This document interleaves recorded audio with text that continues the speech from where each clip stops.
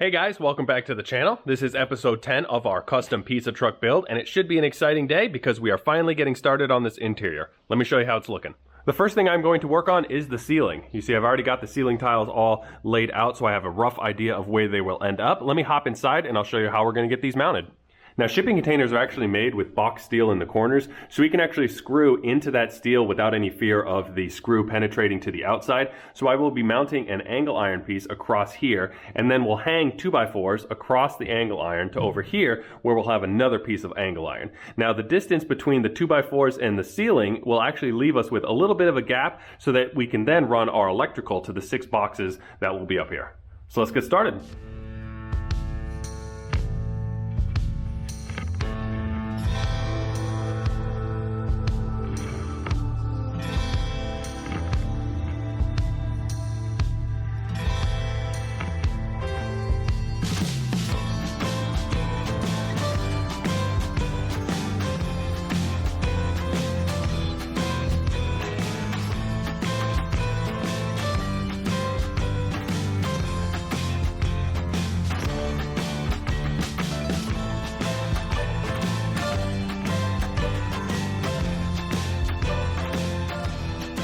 Alright, I've got these 2x4s pre-cut to 90 inches. I'm going to install them in the angle iron. I'll have one every 24 inches, so I'll have 11 of those going across. But I do have a little issue up front here. You see, with this box built into the shipping container, I need a 2x4 directly up against this wall to make the ceiling nice and flush. So the way I'm going to mount this is by countersinking some screws. Now, these are the screws that I actually removed from right over here on the shipping container, and they are self-tapping. You can see there's a little bit of a taper to the end, but I don't love the self-tapping nature of those. I found that something like this works a lot better. You see, this is a drill bit with the tap built in. This is an M8 by 1.25. So I will go ahead and drill a pilot hole, and then I'll send the tap through, and I'll have 4 bolts holding that on the front, and then I can just slide the rest of them on here.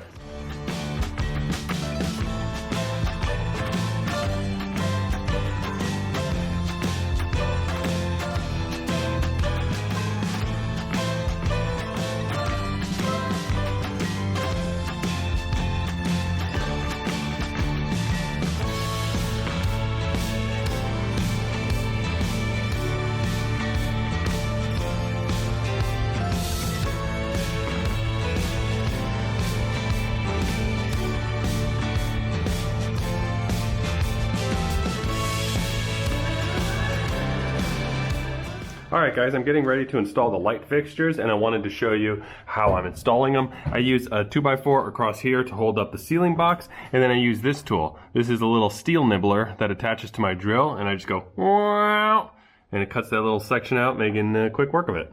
So let's get to it.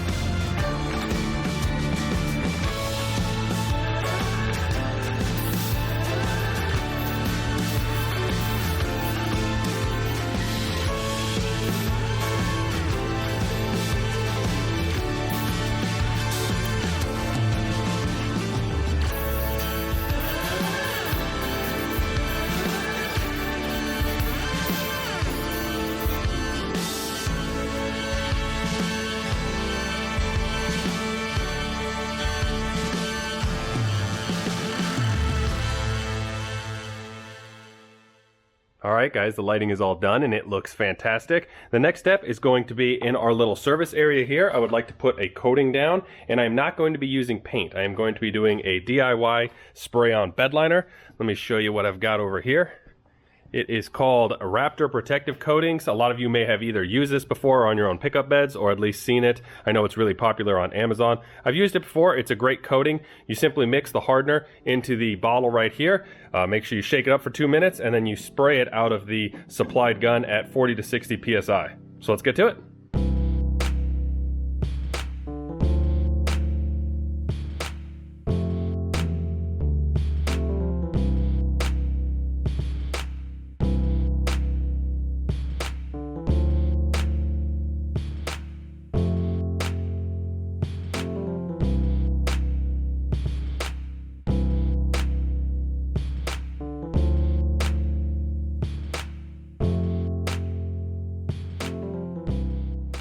Guys, this bed liner came out fantastic.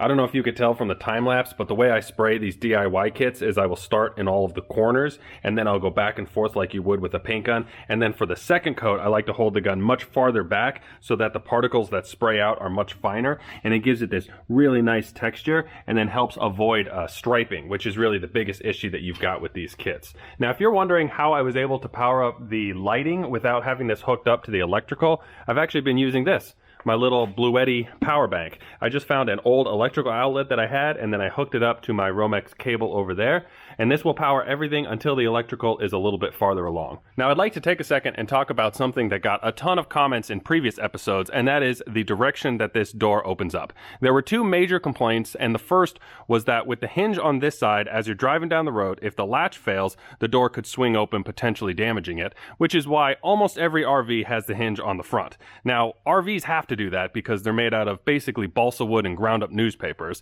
So as they flex down the road, it's easy for them to become unlatched. Latching on this one isn't an issue because this is structurally sound, but I will be putting an exterior latch on it as well, just for transport so that doesn't happen. The second issue people had was that with both of these service windows opened, this door, when opened, interferes with this one because the service windows hit each other. That definitely is a concern, and it's something that I thought about, but with the piano hinges, these doors can open beyond 90 degrees. So with this service window up all the way and this one down, if it opens up, it just bangs into the truck, no big deal. If it swings open the other way and the service window is up, it would smash this glass. Now, I could have put a stopper limiting the door to only 90 degrees so that it didn't break the glass, but the reason I did it this way was because, as far as I'm told from the people that actually operate these trucks, there's generally two people running them. One right here serving and then another one in the back making pizzas.